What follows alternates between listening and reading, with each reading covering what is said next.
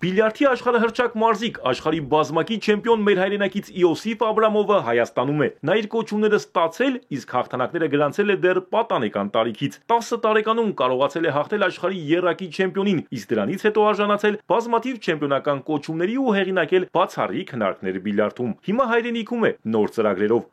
Շատ ուրախ եմ հանդիպան համար, շատ լսել ենք, ամբողջ աշխարհը քո մասին լսել է, որ դու կարողացել ես աշխարհի չեմպիոն դառնալ, անհաղթելի մարդ,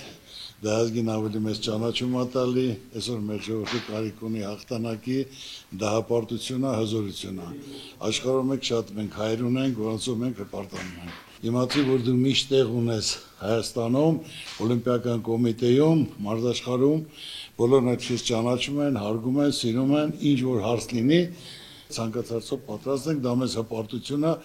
դու էլ իմանաս, որ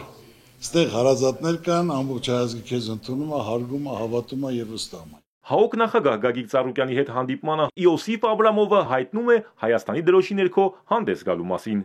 Շատ ուրախ եմ,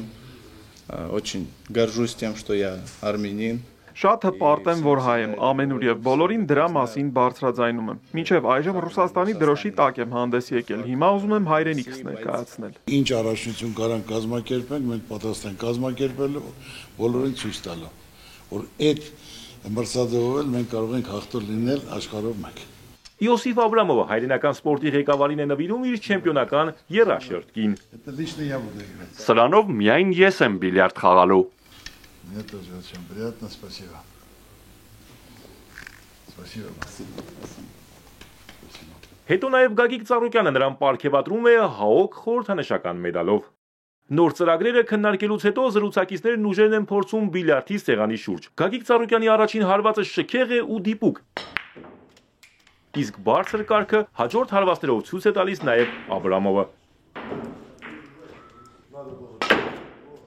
Ընկերական մրցախաղն ավարտվում է ջերմ ձեռքսեղմումով։ Արամ Մանուկյան, Ալեքսանդր Կիրոյան, Սիմիկ Մայիլյան, Էպիկենտրոն։